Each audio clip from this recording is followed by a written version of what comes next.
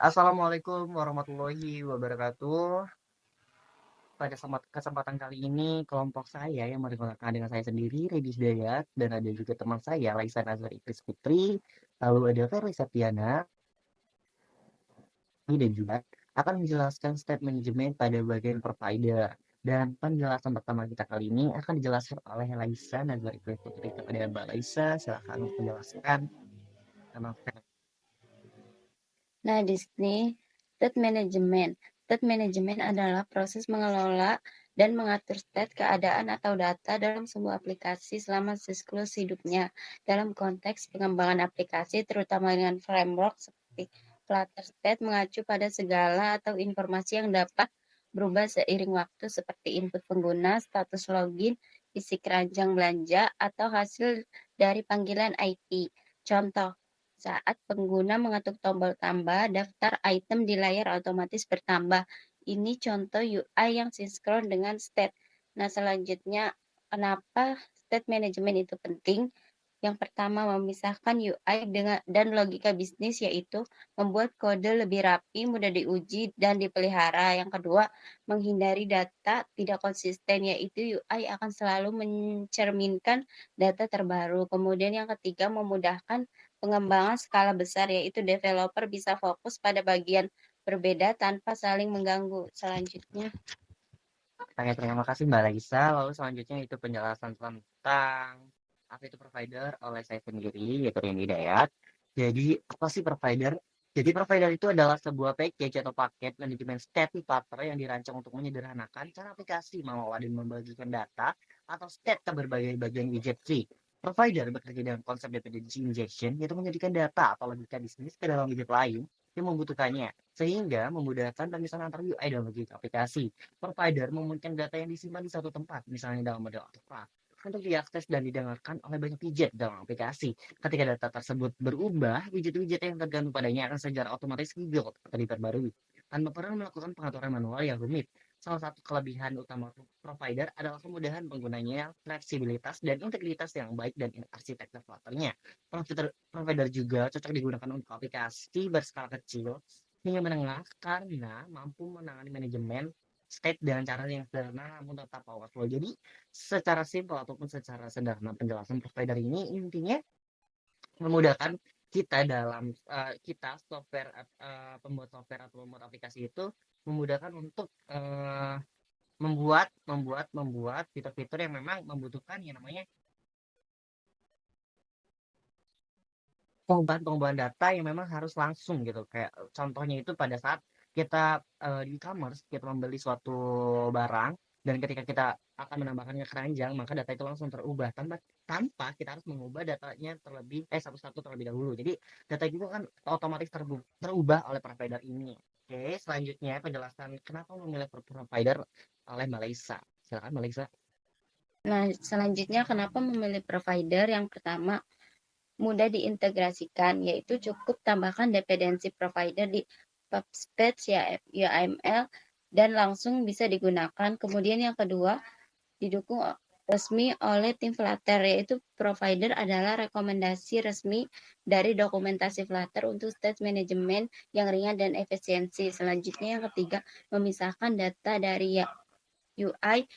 Logika bisnis disimpan dalam model atau kelas terpisah. UI hanya berfokus pada tampilan hasilnya, yaitu kode lebih bersih, modular, dan mudah diuji. Selanjutnya yang terakhir, reactive UI, listen dan notify, yaitu UI otomatis merespon perubahan data dengan notify listeners tanpa perlu manual update UI. Selanjutnya, Oke, makasih Mbak Raisa untuk penjelasannya. Baik, selanjutnya yaitu adalah konsep dasar provider yang akan dijelaskan oleh Mbak Verly. Silakan Mbak Verly untuk menjelaskan beberapa widget-widget yang ada di provider. Konsep dasar provider yaitu yang pertama ada change notifier, kelas yang dapat memberikan notifikasi saat data berubah, digunakan untuk membuat model data yang bisa diberitahu, atau notify listener saat ada perubahan. Yang kedua, change notifier provider, widget yang menyimpan dan menyediakan instance change notifier ke seluruh widget tree di bawahnya. Biasanya digunakan di main.dart atau di bagian atas widget tray. Yang ketiga, consumer atau context watch. Consumer widget khusus untuk membangun UI berdasarkan perubahan data. Context watch, cara singkat untuk mengambil dan mendengarkan perubahan data dari provider. Oke, terima kasih Mbak Laisa. Mbak Laisa, Mbak Ferli, maaf. Saya penyebutan, maaf Mbak Ferli. Oke, selanjutnya itu kita langsung ke cara penggunaan provider di sini. Jadi banyak yang akan dijelaskan oleh saya sendiri. Jadi yang pertama itu kita harus wajib itu menambahkan dependensi pada paspek YAML, yaitu dependensinya provider, lalu versi provider yang sekarang yang terbaru. Lalu yang pertama itu kita harus membuat model providernya terlebih dahulu. Itu dengan cara counter provider with change notifier. Tadi seperti yang awal itu kita men-change notifier, lalu kita masukkan account Kemenkar, lalu notifier akan langsung melisten dengan widget notify listener. Lalu ketiga, tambahan provider di main Dart. Nah, setelah kita membuat model providernya ataupun membuat kelas providernya, kita tambahkan pada main Dart-nya, yaitu dengan cara create main app, lalu tambahkan chain notify provider, lalu create counter provider. Lalu yang keempat yaitu gunakan widget. Gunakan widgetnya yang akan dilakukan yaitu kode programnya yaitu consumer, lalu dalamnya counter provider, lalu build konteksnya provider.child, test, count atau menghitungnya, provider count-nya. Lalu pada kita menambahkan tombol-tombolnya yaitu on press, context set, provider increment untuk menambahkan notifiernya. Oke. Selanjutnya itu kita mempunyai studi kasus yang aplikasi ini namanya To Do List yang akan dijelaskan oleh Bima yang membuat sistemnya. Silakan, Mas Bima. Selanjutnya itu ada studi kasus To Do List. Hal yang akan dilakukan dalam aplikasi bisa menambah, menghapus, menandai tugas selesai, data simpan dalam provider. Yaitu di sini ada struktur kode To Do List. Ada 3 folder, yaitu model, provider, dan screen. Di dalam folder model ada model text, di dalam folder provider ada provider text, dan di dalam screen ada home screen, dan ada main.dart. Di dalam model text untuk menyimpan title dan boolean question, dan dalam file provider itu ada tulis teks yang mana untuk membuat to-do list dan menghapus to-do list, dan ada file yang namanya main.dart itu untuk menjalankan sebuah aplikasi to-do listnya.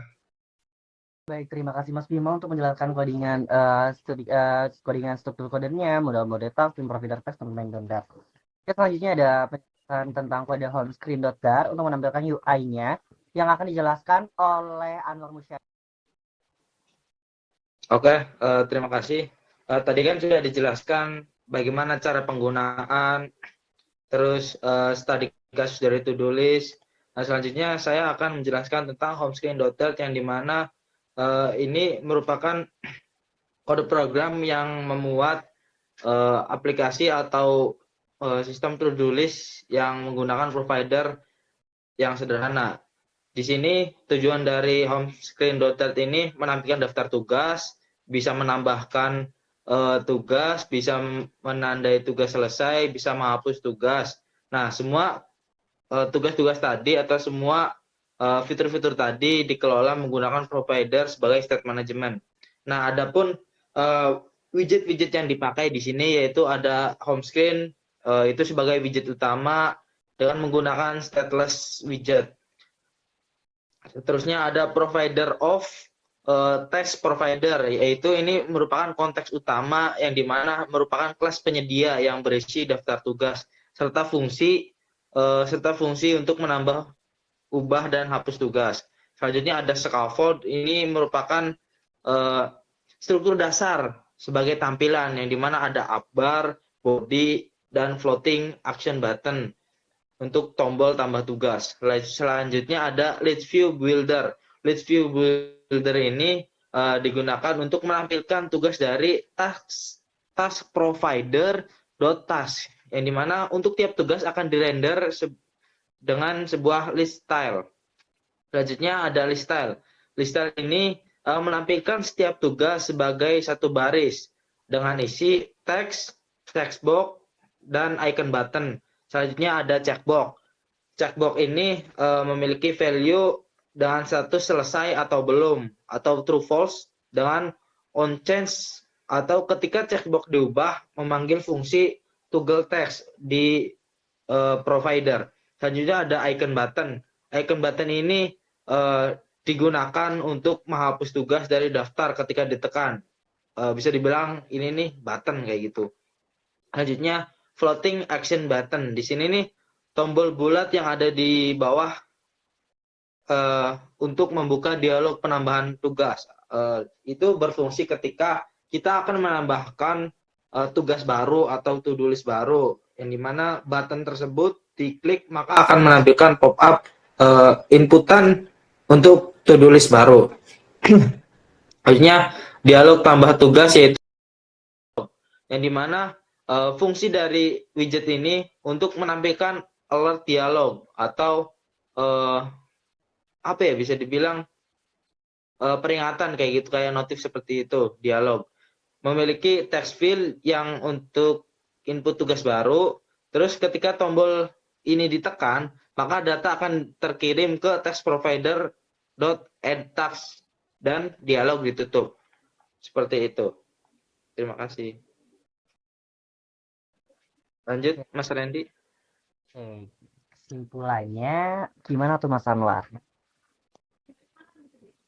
Oke, untuk kesimpulannya itu provider merupakan salah satu solusi manajemen state yang populer di Flutter karena kemudahannya dalam digunakan dan fleksibilitasnya untuk berbagai skala aplikasi, khususnya aplikasi kecil, karena memudahkan dalam pembuatannya gitu, karena simple seperti itu. Terus dengan menggunakan provider ini, pengelolaan state menjadi lebih efisien dan terstruktur karena memungkinkan pemisahan yang jelas antara logika bisnis dan tampilan UI seperti itu. Nah, hal ini mempermudah proses pengembangan, perawatan, dan pengujian aplikasi, mendukung pendekatan reactive programming sehingga perubahan pada data secara otomatis dapat memicu perubahan pada UI tanpa perlu pengaturan manual yang rumit. Secara keseluruhan, provider membantu membangun aplikasi Flutter dengan arsitektur yang lebih rapi, scalable, dan mudah dipahami. Seperti itu. Ya, terima kasih Mas Anwar atas kesimpulannya. Pada kesimpulannya, yaitu provider ini memudahkan kita ya sebagai developer untuk membuat atau membangun yang menggunakan step-step manajemen yang ingin mengubah tampilan-tampilan pada UI tanpa harus merubah codingan yang secara rumit. Oke, tadi adalah materinya. Langsung kita akan demo sistemnya. Boleh silakan untuk Mas Bima untuk mendemonstrasikan sistem yang kita buat studi kasus tadi, yaitu to-do list. Wait. Dikit. Langsung aja tampilnya. Oke, kali ini kita akan langsung eksekusi aplikasi yang tadi sudah kita bahas, yaitu tadi kasusnya itu dulu oleh Mas Bima. Aku saran untuk Mas Bima untuk menambahkan tugas-tugas pada aplikasinya. Oke, kita tombol button plus, lalu ada menambahkan tugas.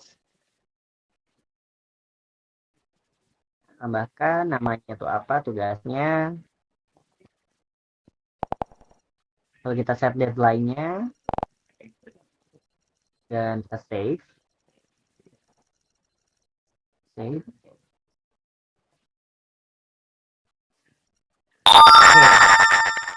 Langsung masuk ke aplikasi dan langsung ditekan. Dari notifikasi tugas sudah ditambah. Lalu kita akan mengeditnya. kita mengedit namanya.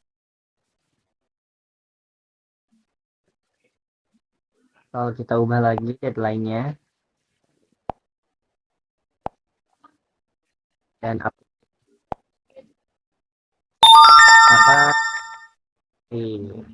lalu notifikasi muncul.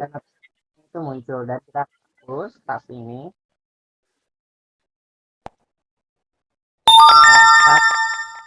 Hapus dan tidak ada notifikasinya, dan itu secara simpel ataupun secara sederhana cara penggunaan state manajemen provider. Mungkin itu saja kami, kurang-kurangnya mohon maaf. Wabillahi taufiq wal hidayah. Assalamualaikum warahmatullahi wabarakatuh. Waalaikumsalam warahmatullahi wabarakatuh. Waalaikumsalam warahmatullahi wabarakatuh.